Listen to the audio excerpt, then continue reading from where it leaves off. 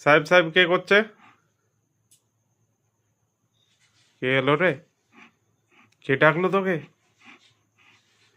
হ্যাঁ সাহেব এখানেই আছে, যাচ্ছে। তোমার ডাকছে, যাও যাও, বাইরে থেকে কেউ ডাকছে। যাও যাও যাও, দেখে এসো, যাও। বলতে আমার সাথে আর কি চলছে? কেউ যদি ডাকতো না, আমি কখন রকেটের গতিতে বেরিয়ে যেতাম। সত্যি বলছি, যাও ডাকছে, যাও দেখো।